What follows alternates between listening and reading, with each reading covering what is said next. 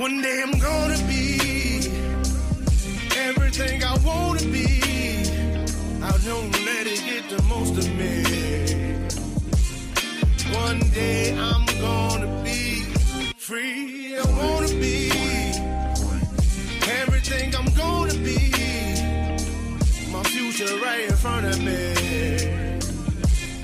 One day I'm gonna be free. I wanna be free. From the depths of darkness, a voice emerges. A host with a fire burning in his soul. With a heart, steel, and a spirit unbroken. He rides on two wheels, ready to claim his throne. Amidst the chaos and the thunderous roar, insane wheels rise as a force to be reckoned with. Fueled by the power that only metal can bestow. He takes his stand, refusing to submit. Insane wheels hear his battle cry. Metal and mayhem will never die. Rituals report he pays his way. More legend in the making, day by day.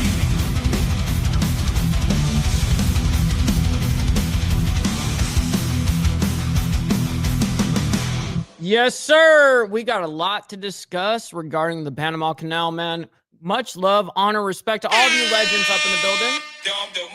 Humongous shout out to all of you legends, man. I very much appreciate every single one of you guys. Before we get into the live stream regarding, the senators are all together talking right now here regarding the impact of the Panama Canal and us not having it anymore, even though it's ours and we built it.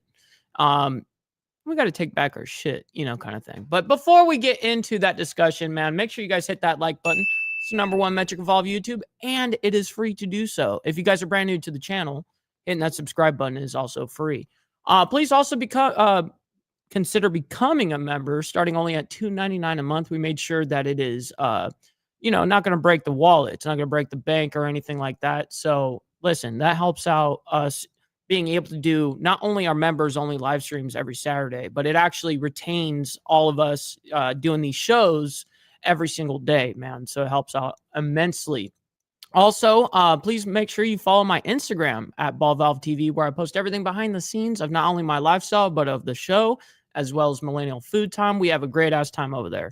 Make sure you guys direct message me right here. As well, if you guys are into Discord, we have the Discord in the link of this video in the description right now. Also, listen, every single super chat, super sticker is going to be shouted out, gift of membership signups. But if you guys would like to help out the show monetarily and skip that brutal 30% YouTube cut, we have these scrolling for the remainder of the show. And of course, I'll shout those out and your message alongside with it. So we got Anson Knowles saying, okay, ladies, I've arrived. My DMs are open. God's gift to women is generous. I'm just going to go ahead and give you that one, Anson. And what's up, Steve? Hopefully you're doing well this beautiful morning. I know that I am. Evil Rick, good to see you, man. Carney's Ride, Papa Penguin, howdy, kind sir. We got Rabbit of Chaos. Always great to see you legends up in here, man. We got Gunpowder Nitro, as well as Steve Easy saying, remember to hit that like button. Don't be a lame. Likes for Mike. You know what I mean? Absolutely. Hopefully you all are doing well. Man, social media has a lot in its mind over the deportations. The blue-haired, estrogen-filled nut jobs are talking about fighting with the feds to protect illegals. Should sell tickets. Feds don't play. Yeah, that sounds like a really dumb concept. You know what I mean? Like, oh, you guys are so against, going against the government, as you guys saw on January 6th. Now, all of a sudden, you guys want to do the fucking same basic thing. You know what I mean? Almost like inciting that violence. Yeah. Make sure to smash that like button. That's right. We got you, man. We got Tiffany saying, he said, thanks, picking up his meds now. Absolutely. You and Lee Lance. Hopefully you guys are doing well over there, man. We got Redneck Sided Motorcycle Whips up there in Ohio, man. Hopefully you're doing well. It's -4 in Montana, Slim says. Had to get my code out. Yeah, fuck. I get my code out at 30 degrees. You know what I mean? I'm not that good. You know, I'm not that good. Real quick, Anson Knowles coming in. He did a whole ass sign up with the membership, man. I very much appreciate you, Anson. Welcome to the Breakfast Club like that, man. It is very much appreciated, kind sir. I very much appreciate that. Remember, you can prevent forest fires and say nope to dope. Yeah, that's right. That's right. Stop the cap. Shit. KP, good to see you, man. Yeah, that's right. Smash that like. Good morning, chat. What's up?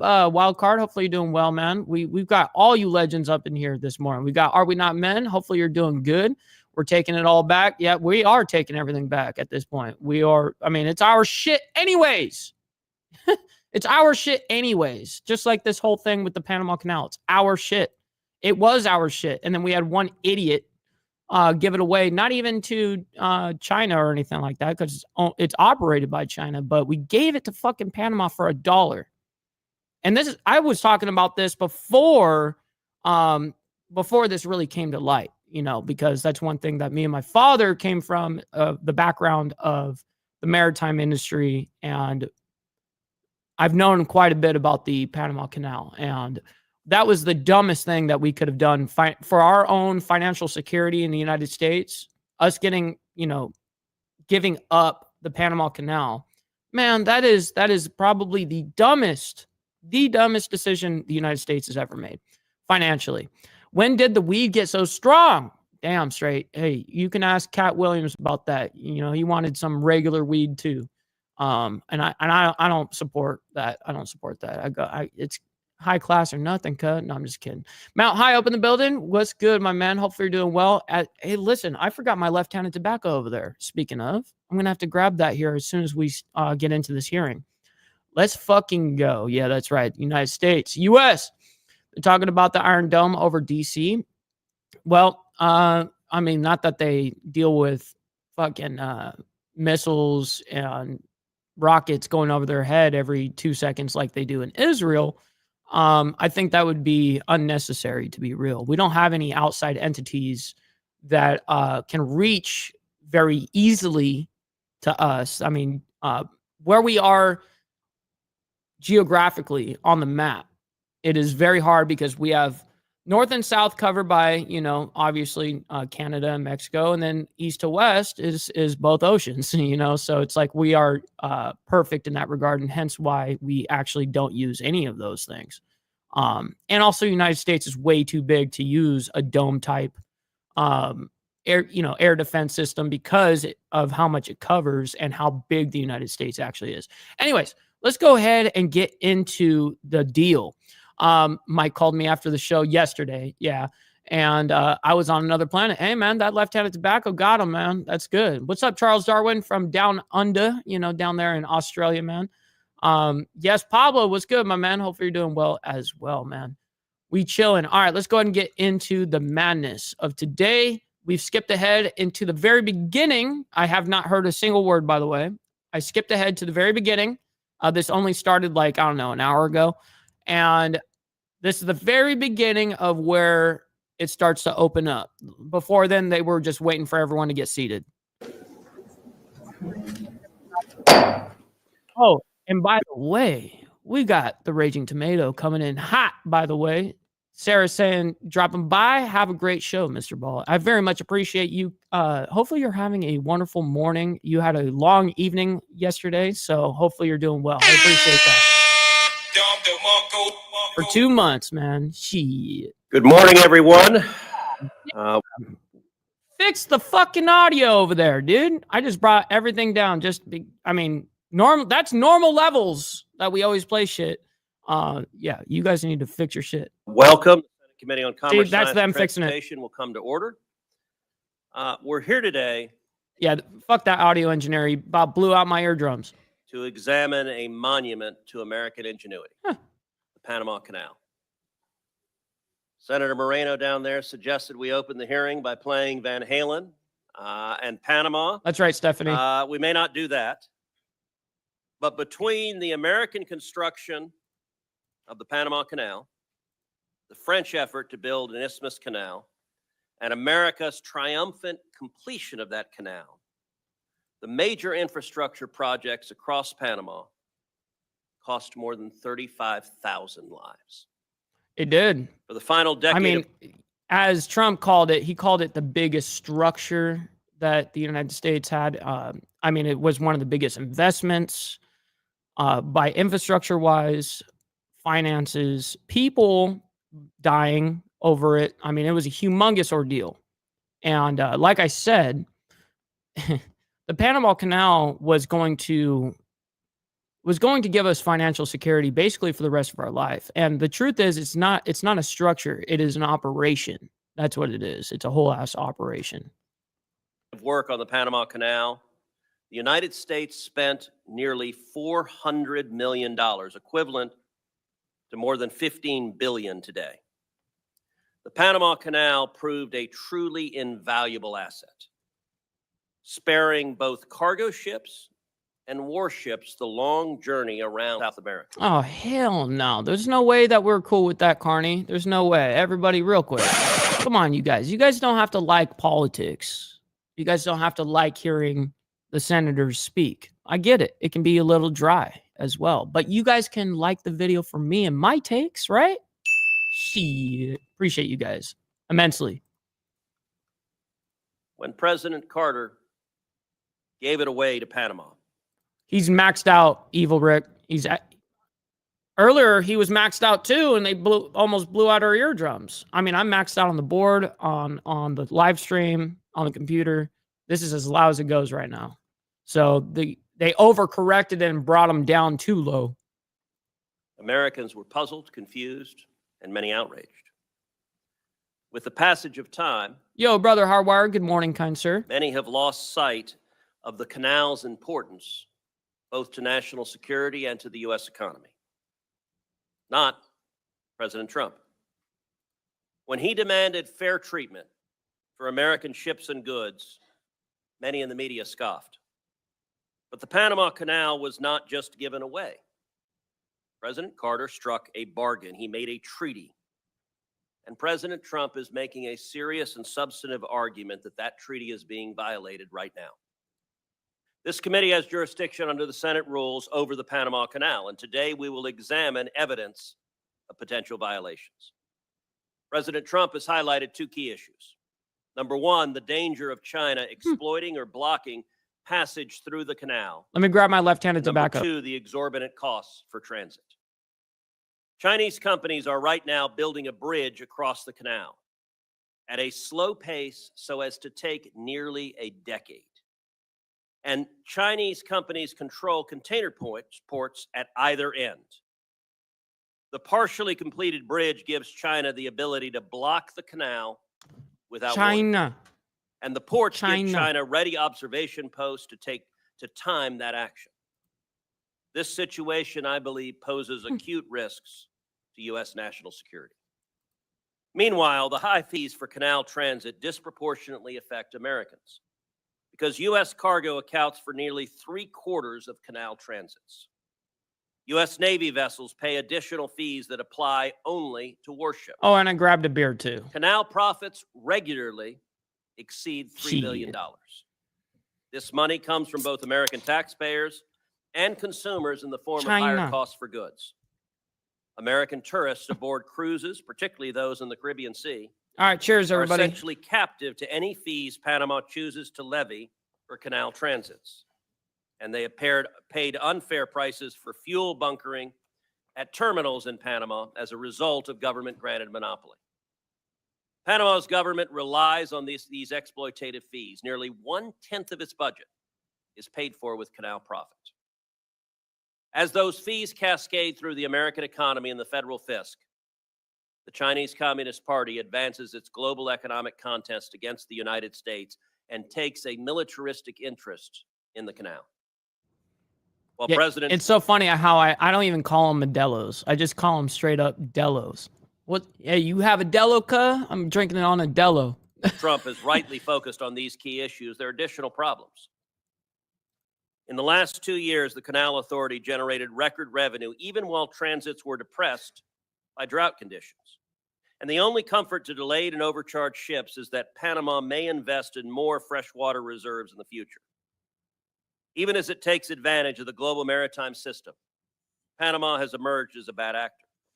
Panama has for years Yeah, Panama is definitely two-faced motherfuckers. Absolutely. flagged dozens of vessels in the Iranian Ghost Fleet, which brought Iran tens of billions of dollars in oil profits. But especially in shipping.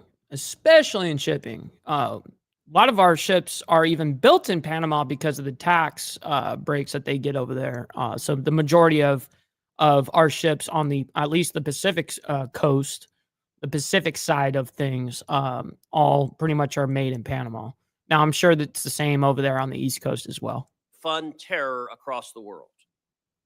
And Chinese companies have won contracts, often without fair competition, as the infamous Belt and Road Initiative has come to Panama. China often engages in debt trap diplomacy to enable. No, I'm very stingy with my stuff. No, I'm just kidding. If you were here with me, dude, there would be unlimited. Unlimited. For that goes for anybody that's hanging out with me. Like, I'm not actually stingy. I would like to be able to, pass it over, but I can't. Be nice. Economic and political coercion. In Panama. Yo, Tats, good afternoon to you over there in the UK. Appreciate you always. Exploited simple corruption. We have four Brother panelists Blair, with us today. My man. At Ranking Member Cantwell's request, we also invited the Deputy Administrator of the Panama Canal to appear today. She declined that invitation. I understand this witness claimed her absence was due to a scheduling matter, but I also recognize that defending the Panama Canal Authority is an unenviable task. This committee may be obliged to compel her testimony at a future hearing. It will not escape senators' notice that Professor Kontorovich is appearing virtually today. That will be a very unusual practice before this committee. I hate that shit. I hate virtual call-ins because there's always audio. There's already audio issues with you being there in person, let alone have to rely on government internet, on the, all the bullshit. There's always something that goes wrong when somebody comes in and does shit remotely. It's like, dude, if this was important enough to you, show the fuck up. I mean, I don't know what I would have to be doing to be, like, if I could be a part of it. Like, I don't know what I would do. What would be important enough for me to not show up in person to the Senate hearing when it's me talking? I don't know, man. Like, I'm just somebody, like, what could be more important in my life than dealing with the Senate? You know what I mean? Like, the professor be there was in ready person. to fly from Israel to D.C. to appear in person, but he was unable to because too few American carriers have resumed direct flights to Israel. While European airliners are willing to fly to Israel, service to America has been prohibitively long and expensive. Israel is America's closest. Hey, Steve, there's nothing wrong with that. I was drinking Makers and Coke last night. I mean, that's one of my favorite combos of all time. Actually, I think that is my favorite combo. Aside from, believe it or not, I like vodka Red Bulls too. That was my original go-to. This ally in the Middle East, and U.S. carriers are refusing to fly there. Late last week, Delta Airlines announced it would finally restart direct flights to Tel Aviv in April. Good morning, Miss Lotus. And I very much hope that United Airlines Hopefully you're and doing American Airlines will very quickly follow suit. Yeah, and Stephanie, I'm a bad influence right now. I'm sorry about it. Resume direct flights to Israel. Turning back to the topic at hand, I'm grateful to President Trump for raising public awareness about the state of the Panama Canal and the threats to American interests. We cannot afford to let American shippers be extorted. We cannot turn a blind eye if Panama exploits an asset of vital commercial and military importance, and we cannot stay idle KP. While China is on the march in our hemisphere. I expect and hope the testimony today to enlighten on all of those issues. I will now turn to Ranking Member Cantwell for her opening statement. Thank you, Mr. Chairman, and thank you for having this important hearing and the witnesses that are here today and virtually. Access to the Panama Canal is essential. Maintaining America's supply chains, lowering inflation costs on consumers and goods, and ensuring our national security. With about 72% of the goods transiting the canal coming to or from U.S. markets, a stable waterway is vital for states like mine, where one. What do you mean for states like yours? It's vital for the entire United States, dummy. What do you mean for your state? For the entire United States. Are you dumb? Like, Stupid. you understand you need the Panama Canal, right? Like, you know that, right? Otherwise, the United States would be really bummed out. Four jobs are related directly or indirectly to trade. Seattle-based SSA Marine operated in the Manzillo International Terminal in Cologne, Panama for the last 30 years. This is our largest U.S. logistics Jack? presence in Panama. And what's up, Joker? Good to see you guys, man. Hopefully you're all doing swell this beautiful morning. Also, make sure you guys hit that like button. It's absolutely free to do so. If you guys are new to the channel, hit that subscribe button too, because it's also free. I don't ask you guys to send in money or nothing, but I do ask that you guys hit that like button. You don't necessarily have to like these dry ass senators, but you guys can like my takes, you know, and what I say.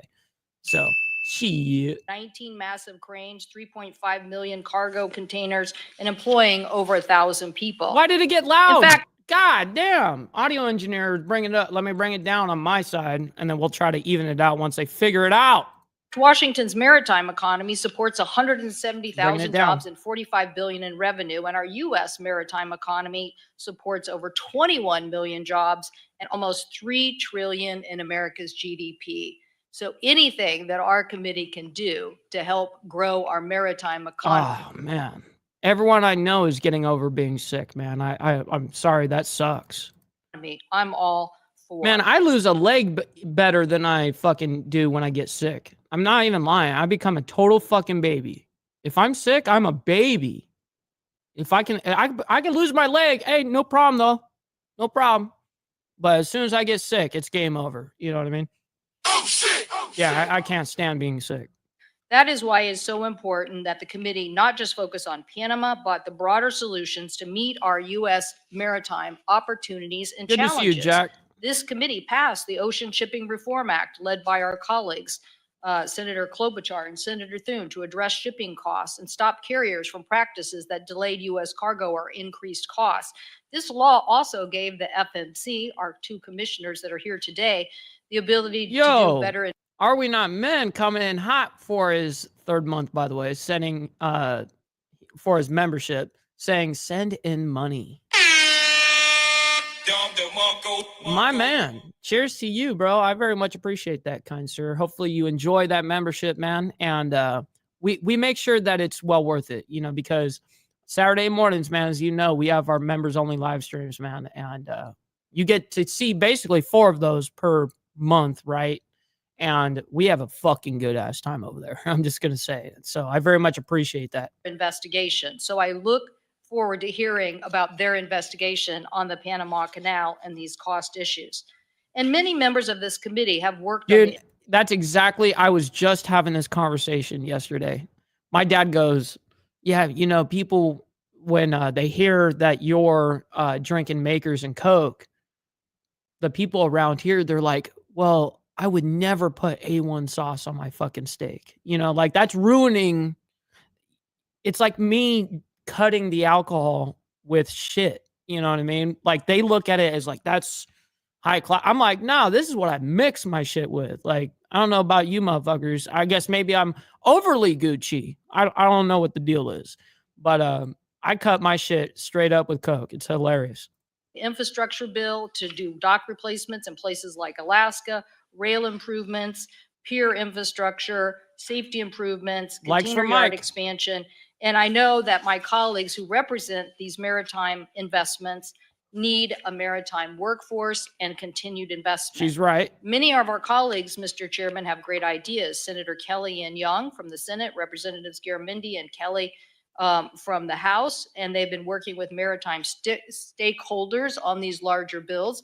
But Mr. Chairman, if this committee doesn't embrace this larger agenda, it's going to get decided in the Finance Committee. So I hope that we can get some of these issues and show that this committee is the committee for maritime jurisdiction.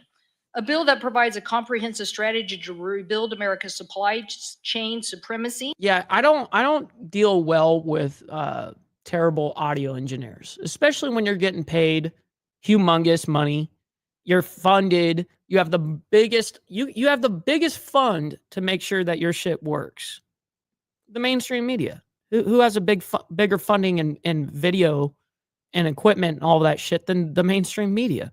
And you guys can't even get that shit right, then that's where I get pissed. I'm like, dude, how am I a little tiny, not funded streamer, YouTuber, whatever, and I'm funded by you guys, but I'm not funded by like an actual entity, and I have better audio than you motherfuckers. Like, how does that happen? Sea lift capacity that we need to defend our interests in the South China Sea and the Indo-Pacific region, and to revitalize our nation's ports and shipbuilding capacity. A revitalized U.S. maritime. Yeah, I know. I'm 29. I'm almost 30 coming up here in April. So I'm going to hit the 3-0 this April. Strategy would not only be good for our economy, but critical for national security. At the same time, we face cyber threats from our foreign adversaries, and Panama is a perfect example, which brings us to the hearing today. I am concerned about Chinese-owned ports in Panama and their proximity to the canal. I'm also deeply concerned about the installation of Chinese equipment from Huawei and Chinese companies near the canal. This is why this committee successfully worked to get $3 billion in rip and replace at the end of last Congress. So if we're trying to get them out of U.S. ports and areas, we shouldn't certainly allow them in vessels and back doors in places like Panama. Yo, wrongful rag up in the building. Sending in a 50 spot. I very much appreciate this. Saying for the help last night, making Grace run to daddy to cry. No way he's doing this. This is funny. Was a blessing, sad little 304. I said what I said. I'm definitely not sorry. Take some funding. So there's a little lore. There was, debate, whatever, that was happening last night on Sarah's channel. And I came in there and was paying to get the fucker, this chick, thrown off the... I'm sure that some of you guys know who this is. There's Ben and Grace Thorpe, the Thorpe family. Anyways, if you guys don't know, it's a big old deal, and I'm not even going to go into it. Anyways, she was getting her pennies in a wad because she kept getting kicked off the main stage by people sending in money, and she got bought back in to do her debate thing, and whatever, she got bought back in by the actual chat. I think it was even Rage. I can't even remember. So then as soon as she got brought back again, I threw down another 10. And I said, nah, put her back in the back for another 10 minutes. And then she rage quitted. And Rage was like, yo, I'm thankful that this just happened, because I was about to drop $100 to kick her off. And I got in the chat and I was like, hey, don't get it twisted, homie. I was the one that got her out of there. You know what I mean? Oh, it was on Flow States. Yeah, Flow States. My bad. But you know what I mean? So it was a overall funny ass ordeal. I was like, you owe me $50 then, cuz, I saved you. And he actually sent in 50, dude. That's hilarious. Mega love, bro. Mr. Chairman, I'd like to ask unanimous consent to enter into the record a letter from the two most recent U.S. ambassadors to Panama who make the case for continued U.S. investment in infrastructure and cybersecurity. Without objection. These ambassadors, thank you, Mr. Chairman. These ambassadors know better than anyone that America's adversaries have built backdoors into communication technology, software, supply chains, both software and hardware. So whether it's a crane over the port or a bridge, we cannot tolerate Huawei, TikTok, artificial intelligence, or other adversaries using a government backdoor. Mr. Chairman. That's an absolute fact, by the way. We invite that shit.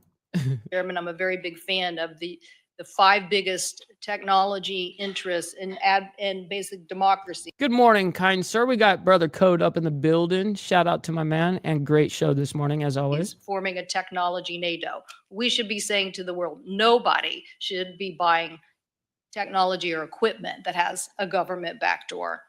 These are complex issues, and we need solutions. I will be requesting that the Department of Defense provide a classified briefing to all members of our committee about foreign adversary threats to the Panama Get it over Canal, with. including these adjacent areas. I received an initial This chick is so fucking dry. Get it over with so we can just get on to the next person, please. classified briefing from the U.S. Southern Command and have spoken to former U.S. Southern Command leader, General Laura Richardson, on these issues. I also plan to go as a delegation or by myself to Panama and visit the Panama Canal Authority. I invite other members to do so, hopefully this spring.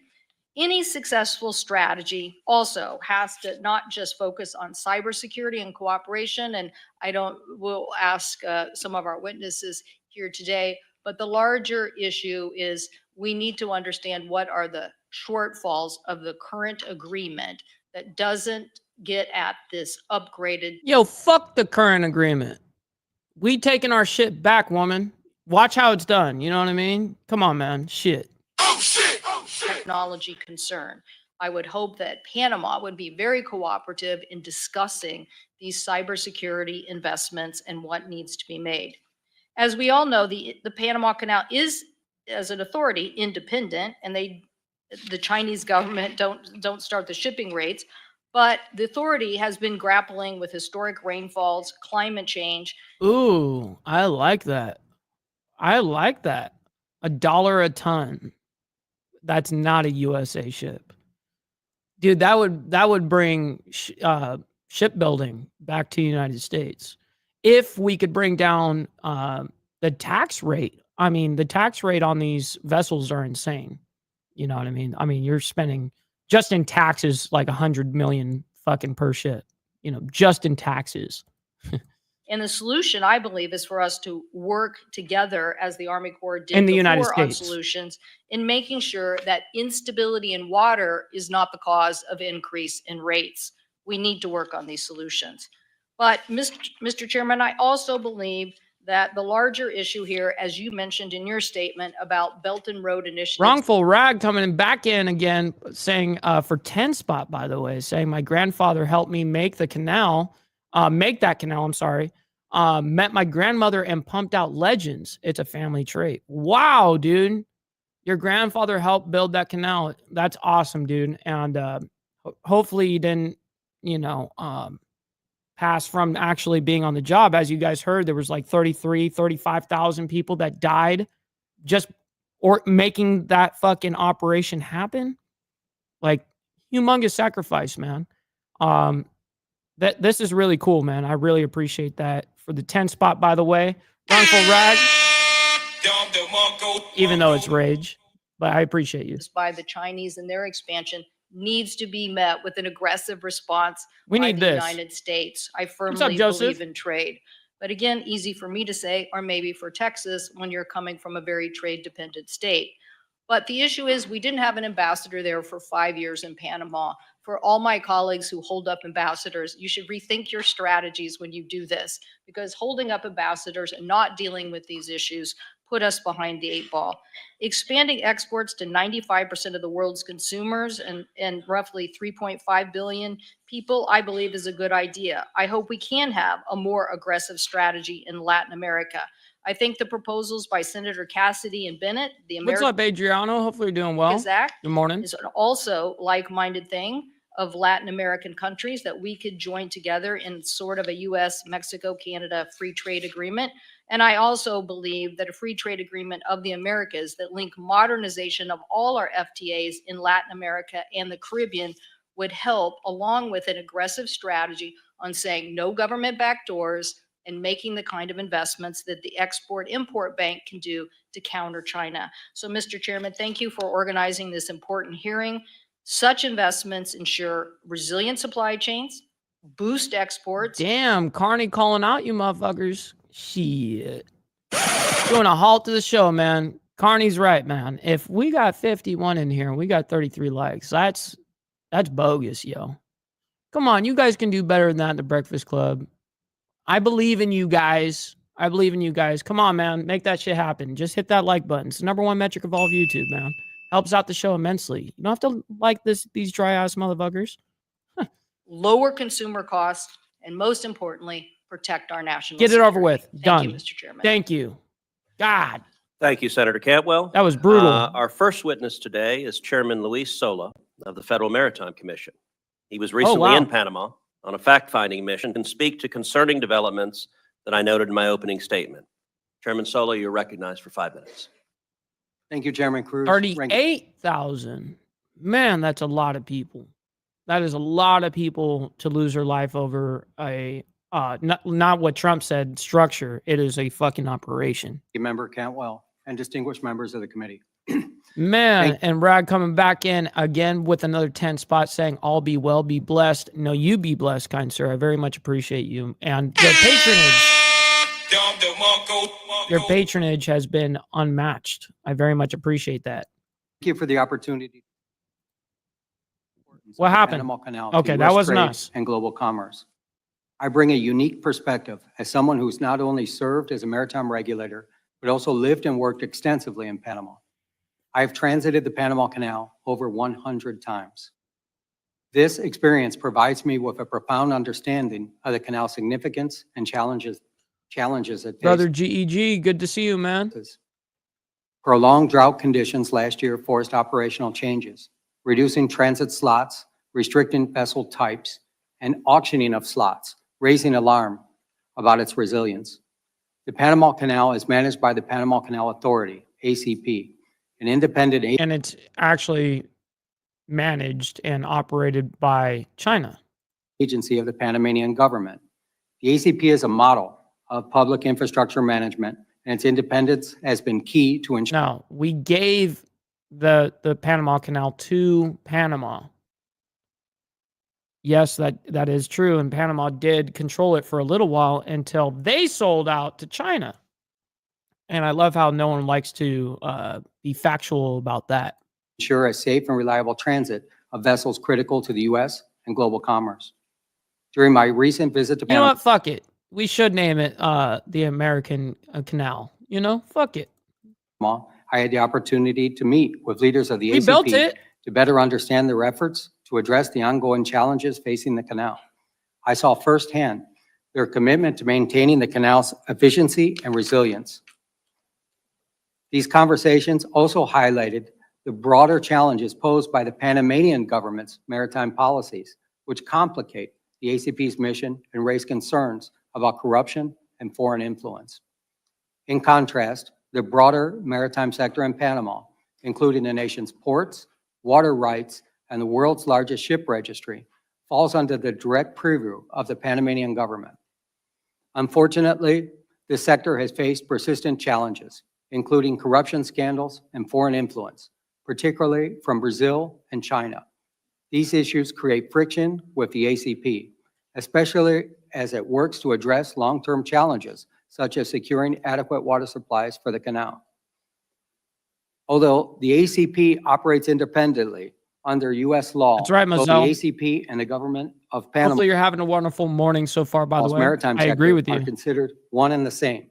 This means that any challenges in Panama's maritime sector, including corruption, lack of transparency, or foreign influence, can have a direct or indirect impact on the operations and long-term stability of the canal. This legal perspective highlights the need for vigilance in monitoring both the ACP's management and Panama government's policies affecting maritime operations. Since 2015, Chinese companies have increased their presence and influence throughout Panama. Why are all these Panama people, became I just got to say, why are all these people that are up here always fucking so boring? They're so dry. Like they just sit there and monotone and I'm just going to read from a script and you know, like it's just fuck, man. Can we get some like genuineness? I guess the Senate doesn't have any genuine you know, inside there. You know, it's always got to be this bullshit. I can't wait for. Hopefully, I mean, this is a shot in the dark, but I really would like to get that out of politics. But unfortunately, it will never happen. It'll never happen. It's politics is dirty and it's fucked up and it's full of lies and manipulation, and even the manipulation of the way they speak. They do that on purpose for people to tune them out. So just remember that. became a member of the Belt and Be Roads safe out there, Initiative KP. and Always ended its appreciate you. diplomatic relations with Taiwan. Chinese companies have been able to pursue billions of dollars in development contracts in Panama, And that's many true, of Papa. which were projects directly on or adjacent to the Panama Canal. Many were no-bid contracts, labor laws were waived, and the Panamanian people are still waiting to see how they've been benefited. It is all more concerning that many of these companies are Yeah, I guess you're very right, Blair. And too many people, I believe, chase money rather than happiness. And there's a way to chase happiness and not be degenerate with it. You know what I mean? For instance, like what I'm doing now, this is a full-blown passion of mine. You know, like being able to do this show every day is a full-blown passion. I think you guys can actually see that I enjoy doing what I do. I'm not sitting here fucking miserable, like, oh my goodness, I gotta fucking do this again today. No, like this, I look at this as I literally get the opportunity to do this. People only dream of it, you know? So anyways, state-owned, and in some cases, even designated as linked to the you. People's Liberation Army. We must address the significant growing presence and influence of China throughout the Americas and in Panama specifically. American companies should play a leading role in enhancing the canal's infrastructure. By supporting U.S. firms, we reduce reliance on Chinese contractors and promote fair competition. Additionally, confirming Hey, a right-handed water is vodka, right? U.S. ambassador in Panama is critical to advancing our national and economic Or interests. moonshine? The FMC will continue to monitor the canal's pricing practices and consider broad reviews of Panama's maritime sector. Yes, FMC has the authority to impose significant remedies, including fines and restrictions on Panamanian flagged vessels entering U.S. ports. In closing, the Panama Canal is vital to our economy, with over 75% of its traffic bound for our ports. Safeguarding the ACP's independence and addressing the challenges posed by the broader government are essential to maintaining U.S. competitiveness in the global economy. I look And white lining is bomb as fuck too. forward Absolutely. to your questions. Here goes the question portion. Thank you, Chairman. Our next witness. Can we fix? Oh my God. Can we fix Ted Cruz's fucking mic, bruh? Come on, you guys. Is Commissioner Daniel Maffei of the Federal Maritime China. Commission. He was also in Panama with Chairman Solo. China. Mr. Maffei, I look forward to your opening statement. Thank you very much, Chairman Cruz and Ranking Member Cantwell and members of the committee. I do want to say that in addition to Chairman Sola and myself, Commissioner Max Vekich is also here from the Federal Maritime Commission, which I just think underscores the importance of this issue to us. More than 110 years after its opening, the Panama Canal does remain absolutely vital to maintaining resilient supply chains for both American importers and exporters.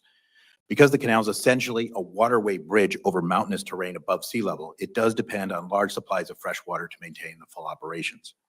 Panama has among the world's largest annual rainfalls. Nonetheless, insufficient freshwater levels have occurred before in the canal's history, such as in the 1930s when the Madden Dam and Lake Alajuela were built to address water shortages. Since that time, the canal has undertaken several projects to accommodate larger, more modern ships. In the last couple of years, a trend of worsening droughts in the region once again has forced limits. I mean, yeah, the ships have gotten way bigger. And granted, you know, since it was built compared to what the mega ships are now, it's unreal. I mean, they really did have to expand it. Like the size of it, width-wise, as well as length. These ships are becoming mega. Like you could fit some of these ships, you can fit like 4 of those old ships in, you know, a mega ship. The operations of the canal. They're Starting in humongous. June of 2023, the Panama Canal Authority employed draft restrictions and reduced the number of ships allowed to transit the canal per day. Now, the Panama Canal limitations, in combination with the de facto closure of the Suez Canal to container traffic, has had serious consequences for ocean commerce, increasing rates, fees, and transit times.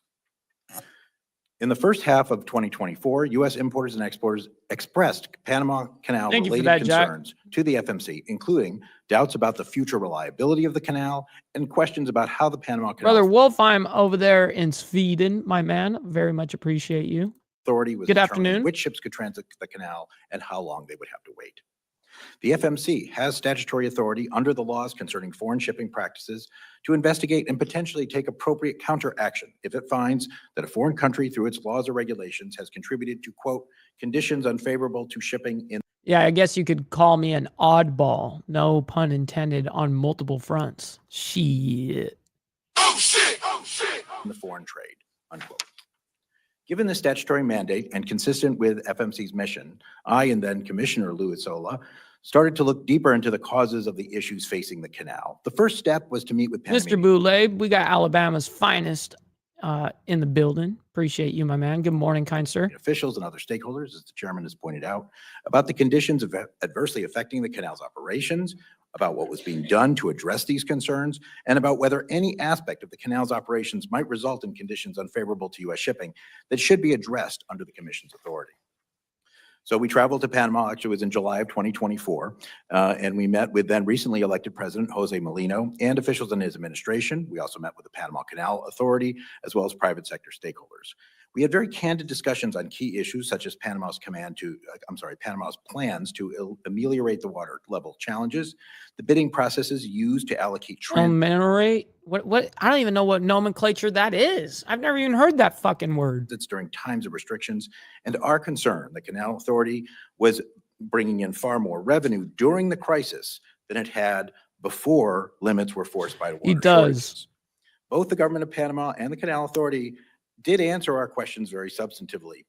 The Canal Authority informed us they were already making changes to that allocation system. Now, fortunately, Panama's 2024 rainy season has for now alleviated the most acute water supply issues at the canal, and normal transit volumes have been restored. That said, while the Panamanian government and Canal Authority have, with the advice of the U.S. Army Corps of Engineers, developed credible plans to mitigate future water shortages, they also warned that it is likely that at least one more period of reduced transits will occur before these plans can be fully implemented. Now, since our meetings, the FMC has continued to monitor Panama's progress on this front and examined other policy changes announced by the Canal Authority. I do have continuing concerns, particularly about the auction-like slot allocation procedures, not so much as they are applied right now because transits are not being rationed, but when another low rainfall period occurs. As we learn more about Panama and the Canal Authority, how they would handle another drought and receive more input from American importers and exporters, the Commission does remain positioned to take appropriate action if warranted. How the Panama Canal's operations affect American commerce was a high priority for the FMC under my chairmanship. It remains a high priority. Why do you need a water source anyways when you're right there, like at the ocean? Why not use the... I don't understand. You're not going from... I mean, I do know that each tank has to be, each section of the Panama Canal that you go through, you have to clear a certain amount of water, and I forget what it's actually called, where with the actual biology, marine biologists and all this shit, but there's certain things in the water from the Pacific side that can't go on the Atlantic side, and vice versa. So, but I'm interested on why you couldn't use the main water source from the ocean itself. You know what I mean? And then maybe purify the last two tanks or something. I don't know. But anyways. At the Federal Maritime Commission under Commissioner Solis' chairmanship, and I am extremely pleased that it is a priority for this committee as well. You know, I've actually had people talk about how they want to do like some sort of airbrushing, job or whatever on my leg, which it's a funny thing. And I always did not want to do it. I always saw like these other amputees that would have like stickers on their shit and stuff like that. To me, I'm like, why would you do that? Like that's your fucking body, essentially. Like I get it, but the truth is like, would I put stickers on my left leg? It's like, no, if anything, I would tattoo it and make it look sick. But I don't know. Like, I like the look of it being super, I don't know. Like, it doesn't look cheap in that aspect. It almost looks cheap when people like add fucking stickers and shit. Like doing high end shit like that, doing like some line work and pinstriping or something like that. That's different. But anyways, funny thought. Thank you, Commissioner. Our next witness is law professor Eugene Kontorovich, who can explain Panama's treaty obligations and the remedies the U.S. might seek for potential violations. Professor Kontorovich is Absolutely, brother Steve. Be safe out there. appearing virtually, and Professor, you're recognized for your opening statement. Chairman Cruz, Ranking Member Cantwell, honorable members of the committee. Here we go. I appreciate and regret the opportunity Every single fucking time they do one of these call-in things, there's always something that goes wrong. to testify before you remotely. I've been asked to discuss possible violations of the treaty concerning the permanent neutrality and operation of the Did you take an oath? Panama Canal entered into between the two countries in 1977. I should say at the outset that determining whether a certain situation violates the treaty is a mixed question of law and fact, depending on both the meaning in the treaty and the actual situation on the ground. I have not had any classified intelligence briefings on this subject, so I'm going to speak about the meaning of the treaty primarily. We shall see that under international law, each party to the treaty is entitled to determine for itself whether a violation has occurred. Now, in exchange for the United States ceding control of the canal, which it built and maintained, Panama agreed to a special regime of neutrality. The essential features of this regime of neutrality is that the canal must be open to all nations for transit. That's Article 2. Equitable tolls and fees, Article 3. Yeah, and ironically is now controlled by China, which it's pretty funny how it was supposed to stay neutral. I mean, it was given to Panama for a reason, and then Panama goes behind the United States back, of course, and has China get involved, which, you know, they're going to fucking involve themselves if they can. Absolutely. An exclusive Panamanian operation, Article 5, the prohibition of any foreign military presence, Article 5. Article 5 provides that only Panama shall operate the canal. Testifying about the meaning of the treaty at the Senate ratification hearings, the Carter administration emphasized that this prohibits foreign operation of the canal as well as the garrisoning of foreign troops. Now, Article 5 appears to be primarily concerned about control by foreign sovereigns. If Panama signed a treaty with the People's Republic of China, whereby the latter would operate the canal on Panama's behalf, this would be a clear violation. But what if Panama contracted for port operations with a Chinese state firm, or even a private firm influenced or controlled in part by the Chinese government? The Suez Canal Company was itself, before being nationalized, a private firm in which the United Kingdom was only a controlling shareholder. Yet this was understood to represent British control over the canal. In other words, a company need not be owned by the government to be in part controlled by the government. So the real question is the degree of de jure or de facto control over a foreign sovereign company. And scenarios range from government companies in an authoritarian regime, completely controlled, to purely private firms in an open society like the United States, but there's many possible situations in the middle. The treaty is silent on the question of how much control is too much, and as we'll see, this is one of the many questions committed to the judgment and discretion of each party. Now, turning to foreign security forces, the presence of third country troops would manifestly violate Article 5, but this does not mean that anything Man, this short guy of is dry as fuck too. People's Liberation Army base flying a red flag is permissible. The presence of foreign security forces could violate the regime of neutrality, even if they're not represented in organized and open military formations. Modern warfare has seen belligerent powers seek to evade international legal limitations by disguising their actions in civilian garb.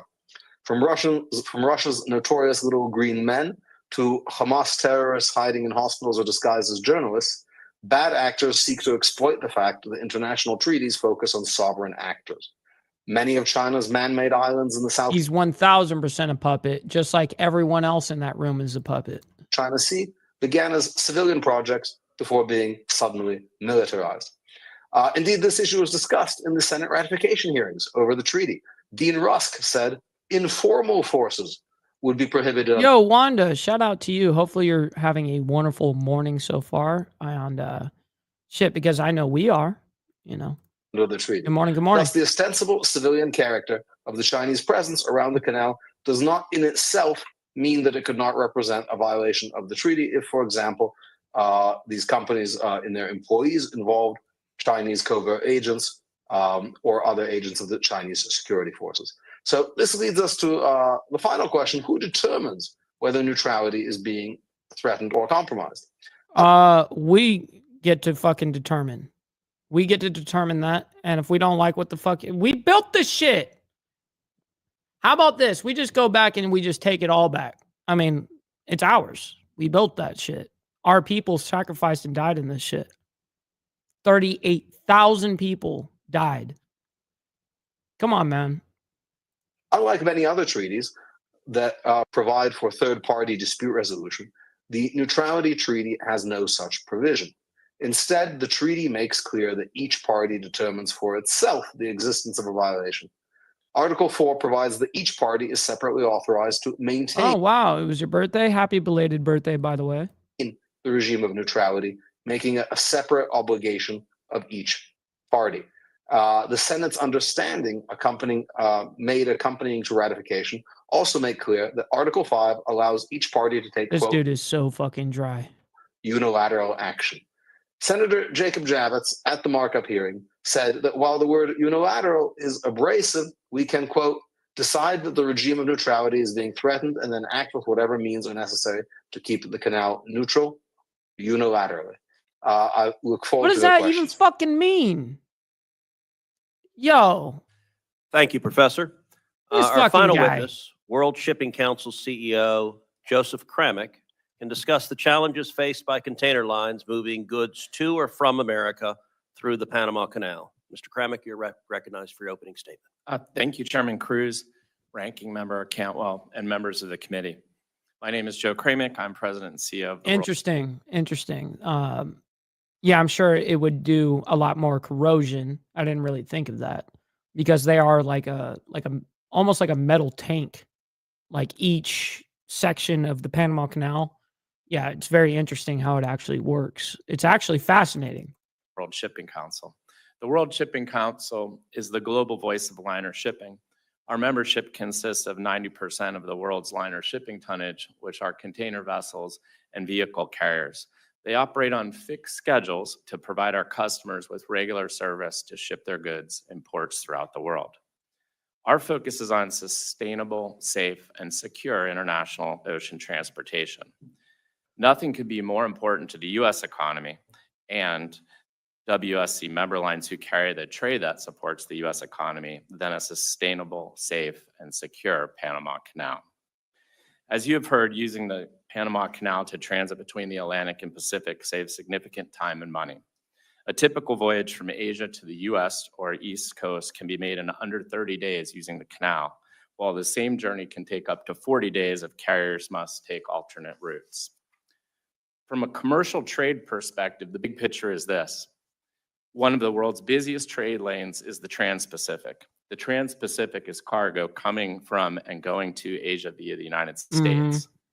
Focusing in a bit, cargo coming from Asia and bound for U.S. Gulf and East Coast ports always transits the Panama Canal. Yes. Similarly, cargo being There is no exported other way.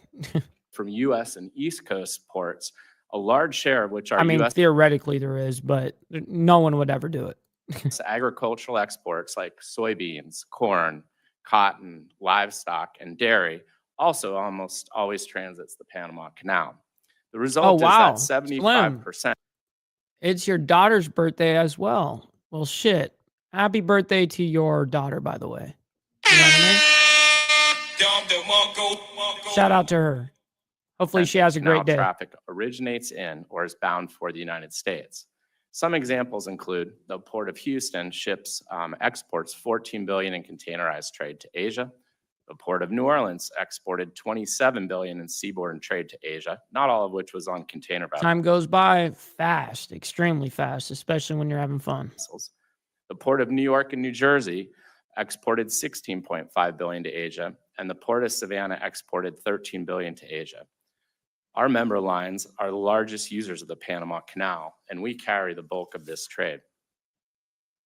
Global ocean trade is always facing challenges, as you've heard, and the Panama Canal is no exception. We've talked about the drought in 2023. and the historic low water levels that it caused in Lake Gatun, which feeds the canal locks, a unique system that is a freshwater feed. Right. as- And that's what we were talking about a little bit earlier, that it has to be a freshwater feed. Result in as contrasted to an ocean to ocean system, which the French tried and failed, but which is actually active in the Suez Canal. These low water levels reduce transits from 36 transits a day to as low as 22 per day. Yeah. Additionally, It's the mega. low water levels required a reduction in maximum allowable draft levels, or the depth of the ship below the water line, which for our members reduced the amount of containers they could carry through the canal. This resulted in a 10% reduction in import volumes for U.S. Gulf and East Coast ports, with the Port of Houston experiencing a 26.7% reduction. Looking forward, the volume of containerized trade coming into the United States remains at near record levels and continues to expand. 2024 numbers are just out, and the inbound trade to the U.S. expanded 15%, which is second only to the 17.5% inbound traffic we experienced during the pandemic-driven demand. Just yesterday, the Port of Houston reported record-breaking trade volumes with an 8% increase. More broadly, WSC member lines have transported 1 trillion in goods to and from U.S. ports, which represents. So I'm watching the piece of paper right here. And I always I don't know if it's because I'm from the club life or the street life or whatever, but I watch people's mannerisms. There's kind of key tells to a lot of what people feel, how genuine they are. It's like you're reading somebody.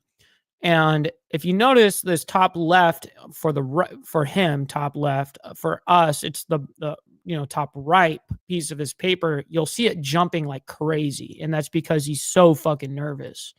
Now I'd be fucking nervous too, speaking in front of the Senate. I mean, I get it, but you can tell that this is not what he does every fucking day. I don't think this dude is a normal politician, you know what I mean?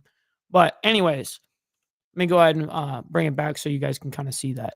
Member lines have transported 1 trillion in goods to and from U.S. ports, which represents 64% of all seaborne trade, contributed 2 trillion in economic output to the United States, supported 6.4 million U.S. jobs, and over 442 billion in wages and salaries.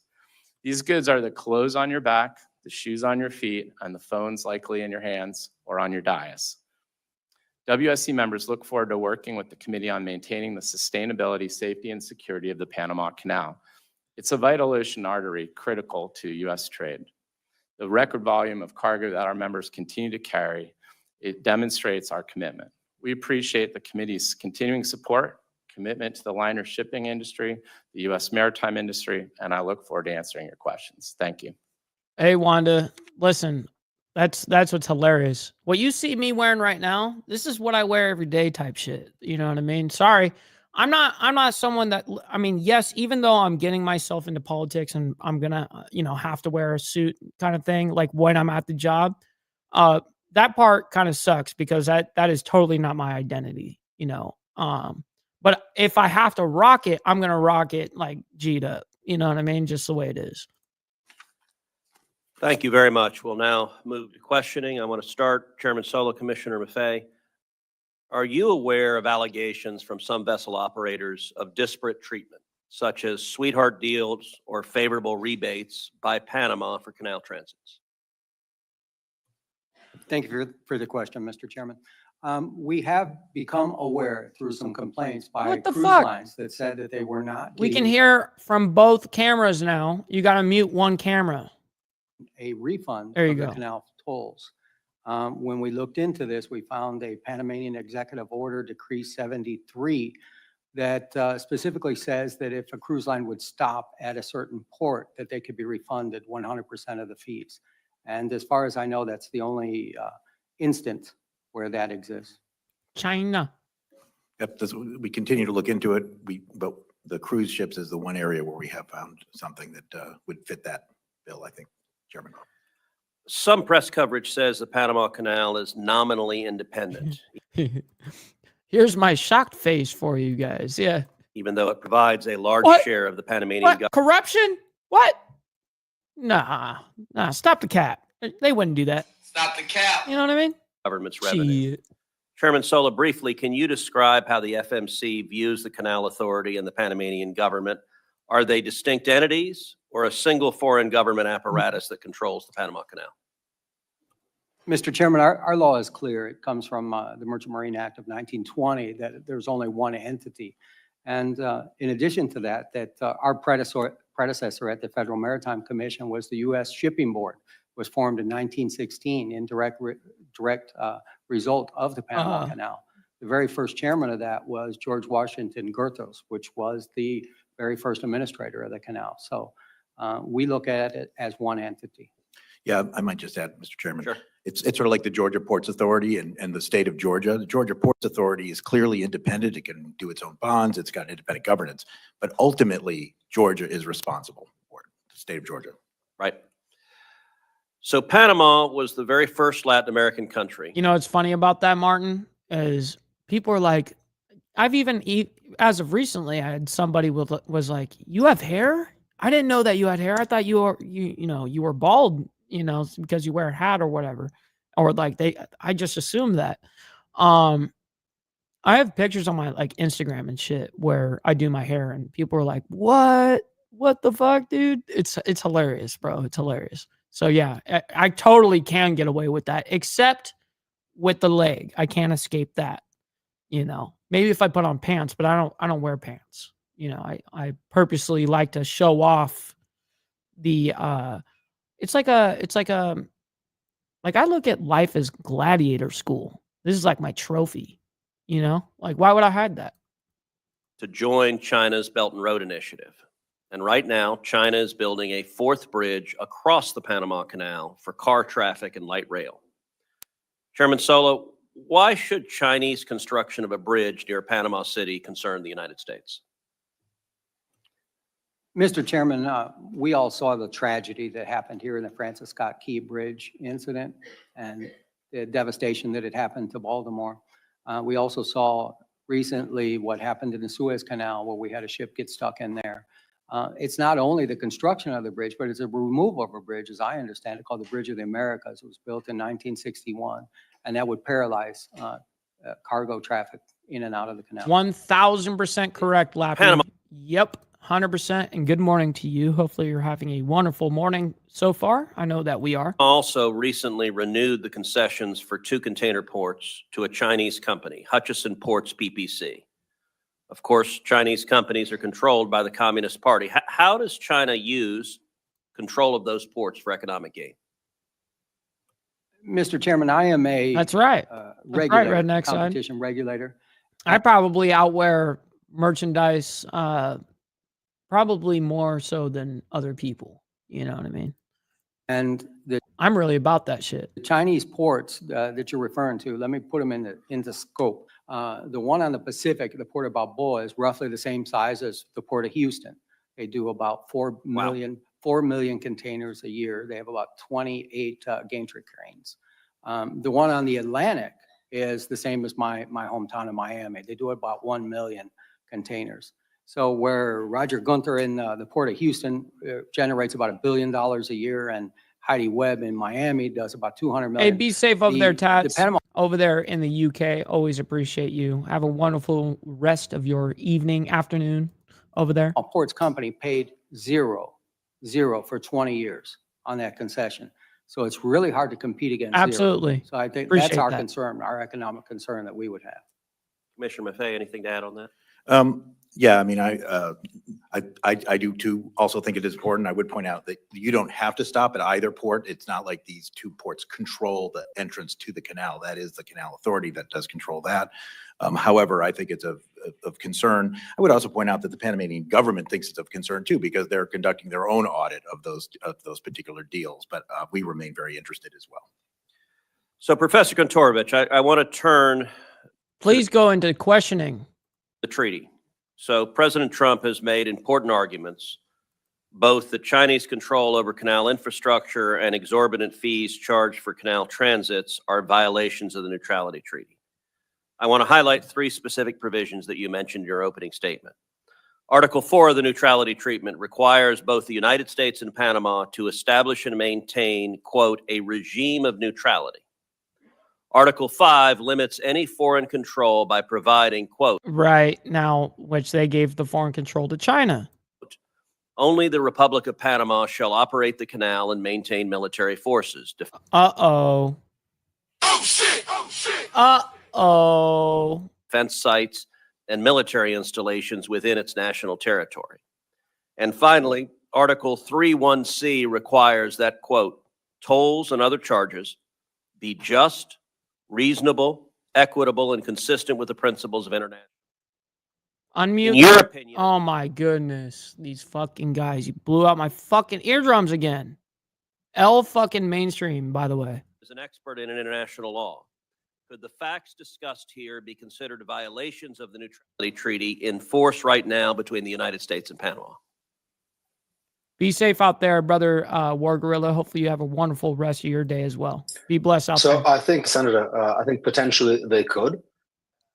It's impossible to say definitively without knowing more, in particular about the degree of Chinese control and involvement in these companies. I think it's important to note that these port operation companies that operate the ports on both sides, when they received their first contract, it was just a few months before Hong Kong was handed over to China. In other words, they Hong Kong. received them as British companies, sort of very oddly, just a few months before the handover.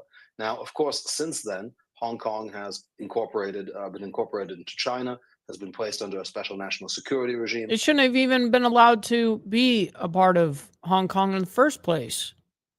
Come on, man. What the fuck are you guys doing? And the independence of those companies has been greatly abridged. To say nothing of state-owned companies involved elsewhere in the canal area, which raise significantly greater questions. Additionally, I should point out that the understandings between President Carter and Panamanian leader Herrera, which were attached to the treaty and form part of the treaty, provide that the United States can, quote, defend the canal against any threat to the regime of neutrality. And I understand that as providing some degree of preemptive authority to intervene. One need not wait until the canal is actually closed by some act of sabotage or aggression, which, as we heard from the testimony, would be devastating to the United States.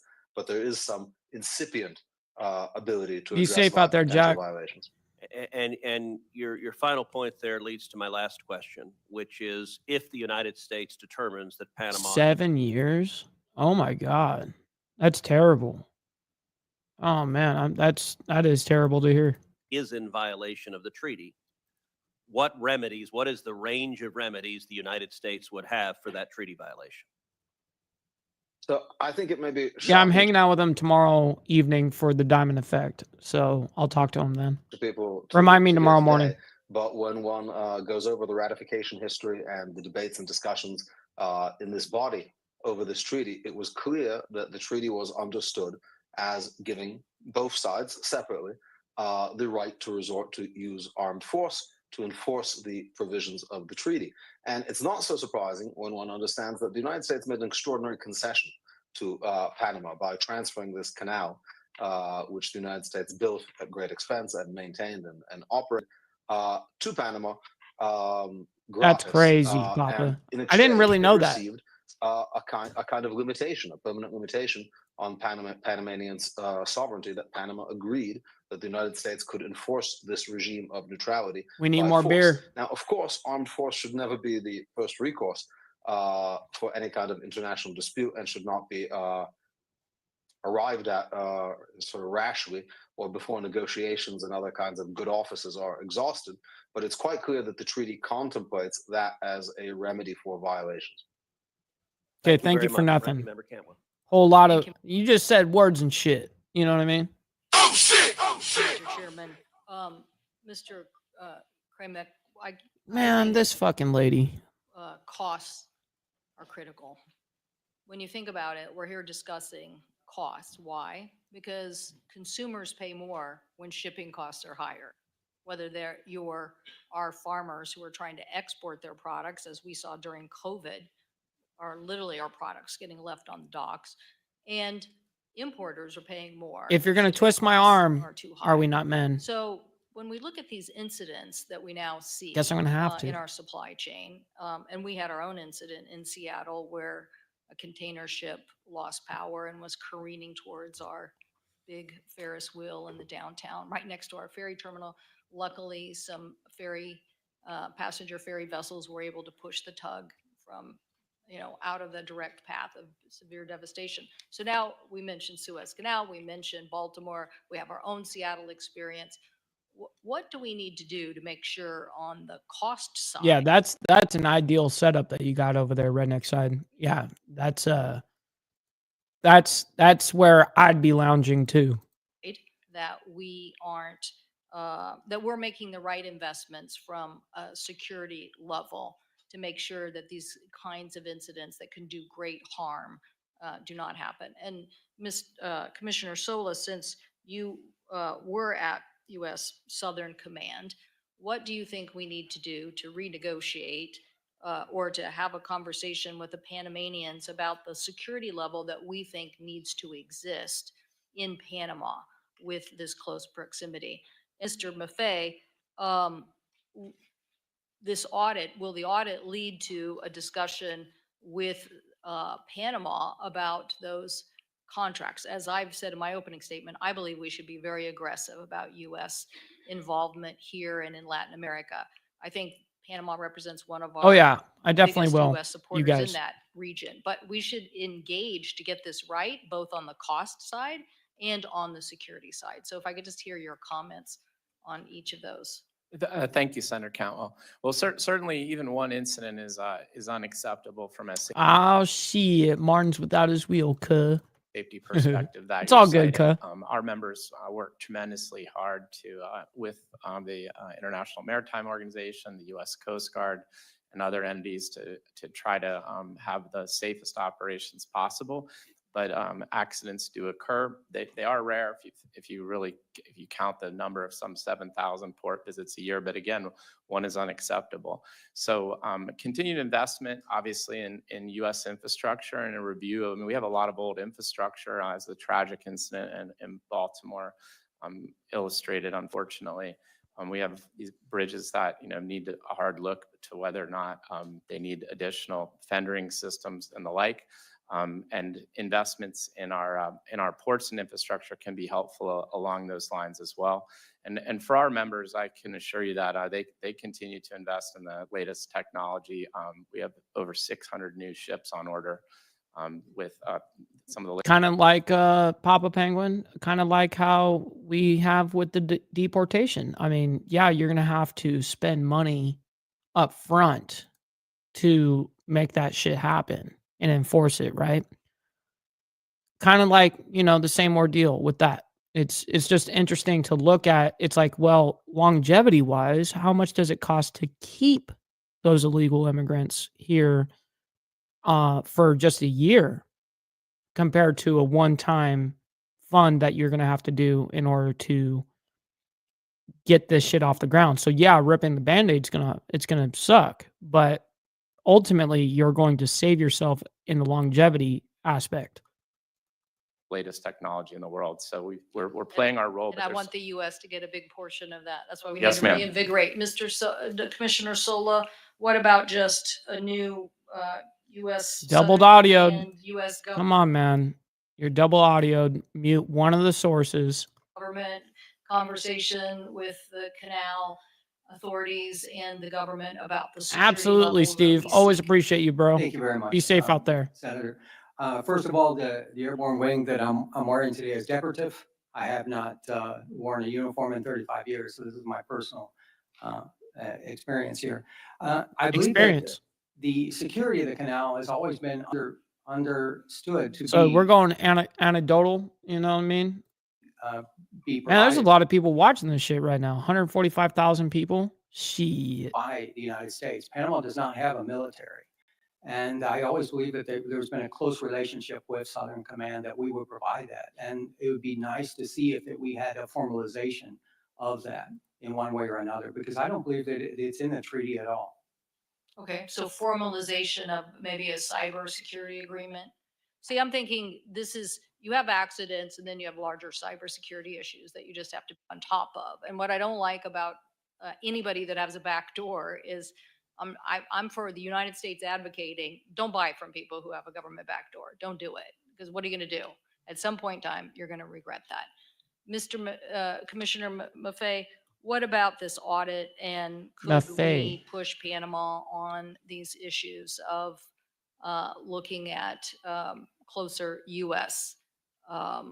Control. I mean, yeah, infrastructure instead, particularly Yeah. since, the sea change here is like what everybody said. Like, everybody thought this was Hong Kong, then it turned into China. We didn't have an Mhm. ambassador after that. Next thing you know, they've made more aggressive postures. They're making aggressive postures everywhere. That's why the United States saying no government backdoors in technology and getting 5 other technology nations and Mhm. democracies to say the same thing and evangelize that every day is going to help us. yeah. And so is the investment. But what about getting the stevedoring business or some of that back into proximity under the audit? Well, it is the Panama Comptroller's Office, and they are investigating, contracts at Panamanian ports. And we don't have any jurisdiction over Panamanian ports per se. But your broader point, I think, is very, very important. While we were down there, both of us heard, I think, several times that the Panamanians would, the ones we talked to anyway, would welcome U.S. companies coming in and doing a lot of this work. Frankly, their bids are not competitive with the Chinese bids. Frankly, they're not that existent, because the U.S. companies Of course. can make more money doing things other places. But even if they were existent, Be safe out there, brother Beezer. difficult to put competitive bids when the Chinese bids are so heavily subsidized by China. So you're absolutely right. This is a problem, and it's a problem in many, many other areas of the world that we can get into if you want in subsequent questions. Everybody, real quick, make sure you guys hit that like button. If you guys are just coming in, man, appreciate you guys. Make sure you hit that like. Likes from Mike. Very much appreciate it. But I that's think the my concern. time is expired, but I think my major point is, let's be a big maritime powerhouse. Let's revitalize our supply chains, drive down costs for consumers, and secure what we need to secure. Thank you. Thank you, Senator Cantwell. And very quickly, Commissioner Maffei, you talked about the Chinese bids were heavily subsidized by the Chinese government. What would China's incentive be to heavily subsidize those bids to undercut American companies? Uh-oh. Don't mute it. Come on, man. Audio. Oh, my goodness, you guys. I want to hear the answer to this. Dozens of countries. It runs a majority of 17 ports. That does not include this Hong Kong company, right? So that's just direct Chinese-owned ports. So it has been a part of their Belt and Road strategy, whatever you want to call it, the Maritime Silk Road for decades. So they believe that this influence, this investment, It's a good idea. in owning maritime ports is important to their economy. Senator Fisher. Thank you, Mr. Chairman. I'd like to follow up on the ports and where we are on that. In 2021, Hutchinson was awarded those 2 ports, Port Balboa and Port Cristobal, in a no bid award process. And to add on to that, Charles, I'll piss in your Wheaties if you don't. If you dislike the video, everybody, hit that dislike button twice. And Let 'em really Can you tell know. me, does the United States have any authority or recourse with the Panama Canal Authority under our current agreement with Panama to rebid those terminal concession contracts? And perhaps, Mr. Kontorovich, that's more in your purview. Calling her a bitch? No, I'm just kidding. Senator, Yeah, so, Senator Please. Fisher, both of those ports were redone for 25 years until 2047, if I believe, and they have to pay $7 million is what the ongoing rate is for the Port of Houston and the Port of Miami size concessions. As And far, it can't be rebid until after that date? well, I believe that's what the Comptroller's Office is auditing, both of those ports and that contract. And that was done under the previous Panamanian administration. A new administration came in and they called for an audit of that contract Correct. immediately. Mr. McVeigh, but you Yeah, were so talking about how perhaps incentivize. Brother Jay, good morning, my companies From the man. United States to be able to participate in a bid process that doesn't seem to be reasonable. And how, do you think that the Panamanians would welcome viable alternatives? Are we in Let me- that position yet? Senator, let me first say that this is outside the scope of what the Federal Maritime Commission does, but having gone there, having looked at this issue very carefully, I think it is very important. It was mentioned, actually, Senator Cantwell just mentioned Ex-Im Bank program. So it's not like this doesn't happen, but it certainly has not been a huge priority of the United States to try to, if you will, match. Yeah, just for the hell of it? No, it's humongous control if you control that canal. 100%. I mean, I don't care if we're talking for Army or Navy reasons. I'm not talking even just militarily, shipping. I mean, trade routes. It's vital. It's vital. And it was really, really dumb of us to get rid of the canal and give it to Panama. I think that was a really dumb decision. These bids. I think everyone agrees with that. Programs widely available to U.S. firms in order to put together more competitive bids in these countries where some of their domestic laws, I'm not sure about Panama, but some of their domestic laws actually require that you go to the lowest bidder sometimes, just as ours do. So, yeah, I think if you're looking for places to do U.S. policy to counter this, I think you definitely want to look at whether the United States should be, for strategic and economic reasons. Isn't that sad, man? Mush, isn't that crazy? It's wild what people will get radicalized with. Obviously, it was retarded. Investing in infrastructure in important maritime locations all over the world. China certainly has done that. But good and morning, they've been doing Mush, it by for the 20 way. years, and it is a cow that has long left the barn. Have a great day, Wanda. Be safe out there. You mentioned investing in infrastructure. I was at the Panama Canal in 2023, and I learned at that time about the loss of fresh water with each ship movement through the canal. You talked about the drought, sir, in your opening comments. Fresh water is vital to the workings You have to, with the canal. unfortunately, right? How effective do you think investments in increasing that freshwater storage are? Man, I don't even know if he'd be the correct person to even ask that question to, but I mean, he'll do his best. Are they happening? Are they viable? You touched on it briefly in your opening comments, but how do we see those investments happening so that we can have operational stability? Yeah, it's a good question, a bit out of my purview, but I will say that Right, there's right.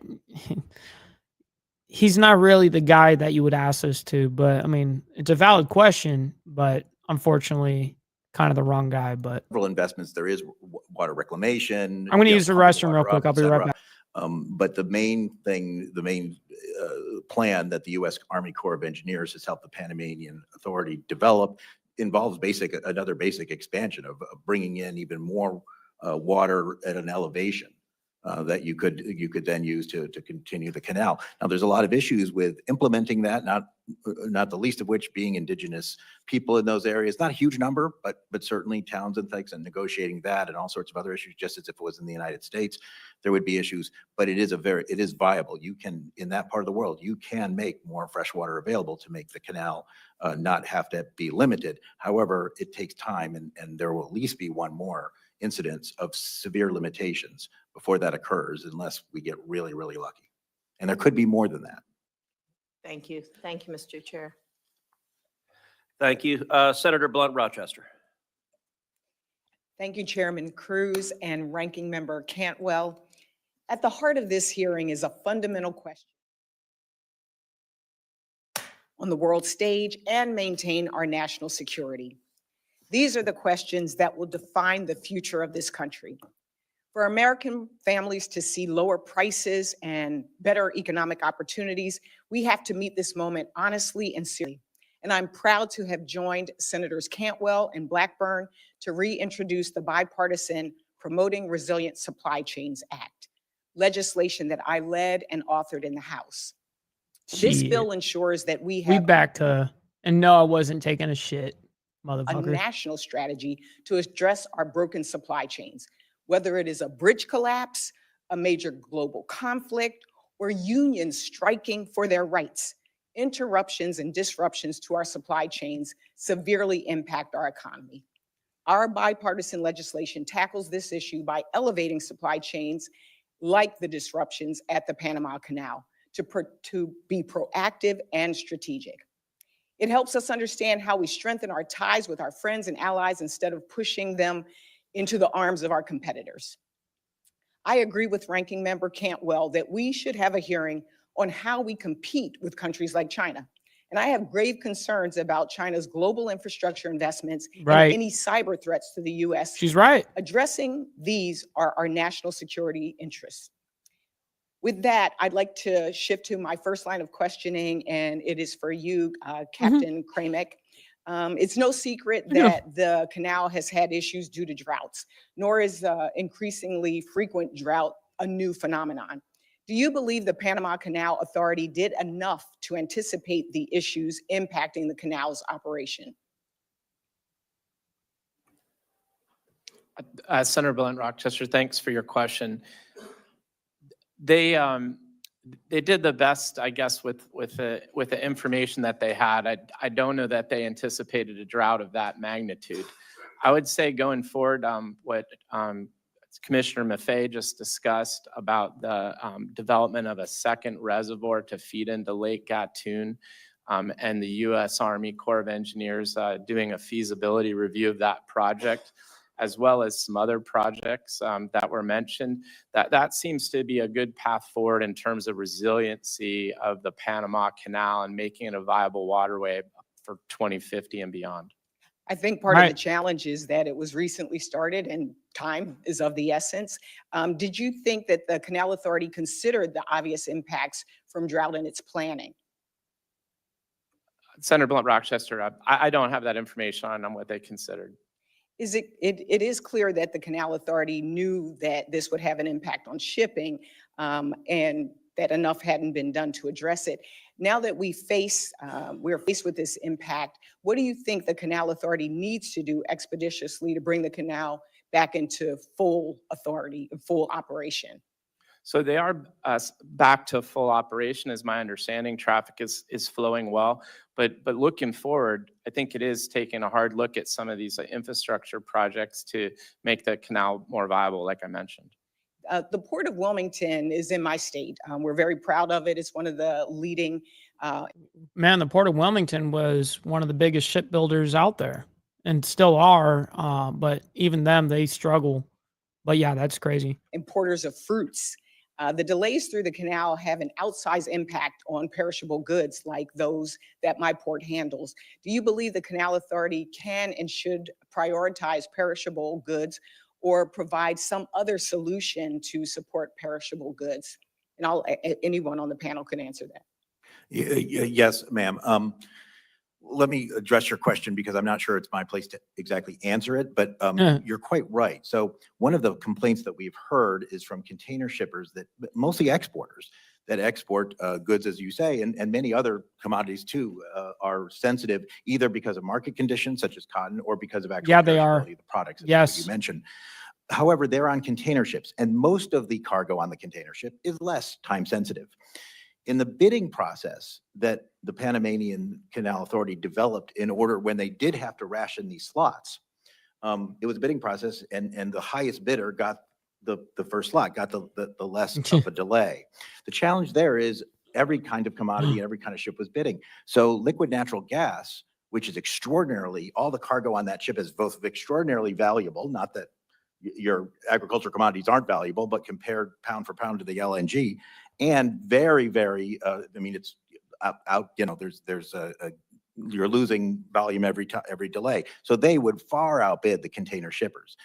Now, whether or not there's something that can be done specifically to help these container, I'm not sure. We've been looking into that, but it does remain a large concern, is how do we figure out a way for these agricultural shippers who are, you know, not the main players on these ships, but important part of it, particularly for the United States. So you bring up a great question. I wish I had a better answer, but Thank you for your answer. I'll be submitting. You know what's crazy, Charles, is to an extent, I do too. You just have to read through the bullshit.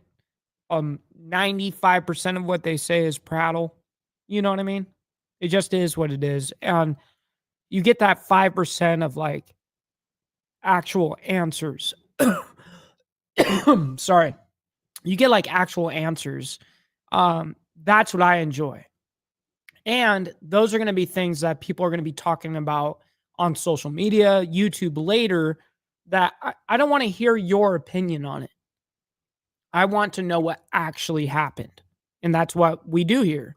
We're doing the shit that this is like a truth seeker channel, because we're actually finding out what is actually being said and not what other people are interpreting it as. Questions for the record, because I know my time has run out, and I really want to understand also what we can do as the United States in terms of us being able to bid and be competitive in these bids. What can we do better? So I'll be submitting questions for the record. Thank you, Mr. Chairman, and I yield back. Thank you. Senator Sullivan. Thank you, Mr. Chairman, for this important hearing, and I appreciate the witnesses. I have questions for now primarily focused on Chairman Sola and Professor Konoradovich. So let's just, the setting in which you testified, 2 Chinese companies operate the 2 huge ports on both. That's actually ends extremely true, by the way, RV, not man. Yep, 100%. of the But you have to do this work in order to make that happen. Panama Canal. And the concession for these ports were extended in 2021 for a 25-year period without any bidding. Is that correct? Okay, so it was clearly a sweetheart deal. Oh, correct? yeah. According to the press releases, the company paid back taxes of $150 million. And the Panama Deputy Attorney Damn. General has now objected to that. That's my understanding. Is that correct? The comptroller of the country has asked for an audit of. But someone objected to it when it was going on. A lot in of people Panama. objected to it. Huh. So Chinese Communist Party officials are known to Shit. bribe other officials in countries all around the world. We know that. They do it all the time. No offense to Panama, but they don't have the greatest reputation of having officials who Yeah. Very corrupt over there. aren't on the take. So is there any evidence that the Chinese bribed people for this great concession? And if so, Professor, would that be a violation of the treaty? Let's assume we find evidence that Chinese Communist back Party and watch. officials Sit bribed back and Panama watch. officials for this sweetheart deal.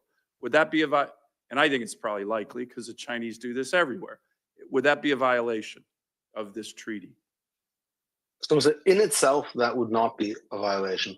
What would be a violation is actual threats to the operation of the canal. Okay. However, to the extent that the Chinese government was involved in procuring these contracts, it provides sort of additional support for the notion that these companies are serving some kind of governmental interest. All right, So it wouldn't be a let's get- violation I don't itself, want- but it sorry would to be interrupt. circumstantial evidence to support it. Let me get to the issue of threats. Let's assume the PRC, the PLA, invaded Taiwan or invaded the Philippines, or went to war somewhere in the South China Sea, and we were surging our Navy to the Indo-Pacific through the Panama Canal. Are the companies now on controlling both sides of the Panama Canal, the Chinese companies, subject to the PRC's national security laws that mandate cooperation with the military, with state intelligence agencies? Does anyone know that? Professor, They're do you know that? subject all the time. You know Yeah, that? they're subject to those laws all the time by virtue of being Hong Kong companies. And they face, of course, consequences for not complying with the wishes of the Chinese government. Wouldn't And one that of the be arguments- wouldn't that be a violation of the treaty? And isn't that a huge risk to us right now that the Chinese, the So that is PLA, a if threat they to the invaded, neutrality. they invaded Taiwan, invaded the Philippines, they could go to these 2 companies saying, hey, shut it down, make it hard, sink a ship in the canal. And wouldn't they be obligated to do that under Chinese law if they were ordered to by the PLA? or the CCP? I don't know if they'd be obligated, but certainly the People's Republic of China would have many tools of leverage and pressure on these companies. That's why the treaty specifically says that we act not just to end actual obstructions to the canal. We don't have to It's wait time, until everybody. the canal is closed Left-handed by hostile tobacco. military action. That would be a suicide pact. That would be catastrophic for us. But rather that we can respond at the inchoate, incipient level to threats. And then this is up to the president to determine whether this is significantly robust to constitute. So, Professor, imminent threat. aren't we kind of walking up to the idea of a Hit that suicide like pact? for Because Mike. we got two big Chinese companies on both ends of the Panama Canal who, if there's a war in Indo, I don't know where he's actually like live streaming himself from. PACOM, Taiwan, that involves us and China, these companies would be obligated to do the bidding of the Chinese Communist Party and PLA. I mean, aren't we kind of walking up to a very significant national security threat already? That last one made me sneeze. You know what they say? If you sneeze or cough, perfect. Perfect. Yeah, certainly there's a threat, and I think what makes the action of the Chinese government sort of difficult to respond to, but important to respond to, is that they conceal this in sort of levels of gray, right, without direct control. Well, let me ask you on that topic. This is my last question, Professor. Let's assume that we find out, and again, it wouldn't be surprising, I think you can almost assume it, that these two companies have Chinese spies or military officials within the ranks of the employees of the companies. Let's assume we found that out. Somehow that becomes public. But I don't think it's a big assumption. It's probably true right now. So you have spies and military personnel within the ranks of these two companies that are controlling both ends of the Panama Canal. For you, Professor and Chairman Sola, wouldn't that be a blatant violation of Article 5 of the Neutrality Treaty, if that were true, which probably is true? Yes. What's your answer, I do Professor? think that it would be. I do think it would be a clear violation. As Dean Rusk, former Secretary of State Dean Rusk said at the ratification hearings, informal forces can violate Article 5 as well as formal forces. And Chairman clearly, Sola, do you under that agree with assumption, that? it would And be a is violation. there any evidence Chinese spies or other nefarious Chinese actors embedded in these companies? Senator, we have no information of that. Okay. And that's not under the purview of the federal. But you agree that would be a violation of Article 5 of the Neutrality Treaty? I do. Thank you. Thank you, Mr. Chairman. Thank you. Senator Baldwin. Got it out of both of them. Thank you. Commissioner Maffei, good to see you. Thank you for being here today. I am very concerned about China's large and growing influence in the world's infrastructure network. We're not going to watch Company all from of these Hong people. Kong operates- I'm seeing if there's any highlighted senators that I want to hear from. Ted Cruz does speak a little bit up ahead.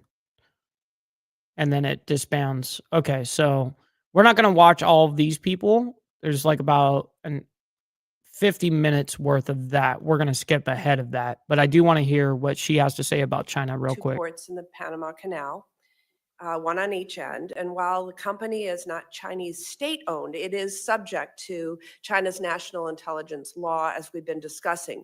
Moreover, a Chinese state-owned entity is currently building a bridge over the Panama Canal. But the Panama Canal is just one example of how far China's influence stretches. Their dominance in maritime, logistics, and shipbuilding She's absolutely correct. sectors lessens competition, creates supply chain risks, and creates opportunities for surveillance and When you're dealing with markets on a global scale, it's fucking crazy. information gathering. It's mind-blowing. In order to facilitate the movement of goods throughout the world, it's essential to have a secure and level playing field, which we currently don't. Chinese current practices do not allow for that. The United States Trade Representative recently investigated China's practices in the commercial shipbuilding sector, under section Yeah, not anymore. We used to. We used to. A lot of them even came out of the Port of Wilmington. Yep. 301. Unfortunate that we don't and do that recently anymore. concluded that their dominance is a burden to United States commerce. But military, yeah, that's different. I'm thinking commercial. One, a few decades back, we were the dominant country in commercial shipbuilding. In 2023, we built 5 commercial ships, and China built over 1,700, according to that. Yeah, I know Gunderson. I've actually court. been to their shipyard. I've actually been there.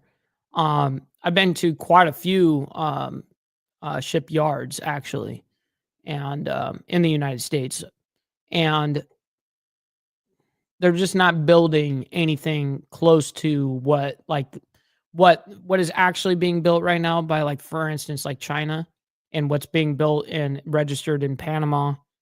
Like, all those ships, those are the mega ships. I mean, we're not talking ships that, I mean, right now we have ships from the 60s and the 70s that are still operating under the US flag that was built here in the United States as commercial.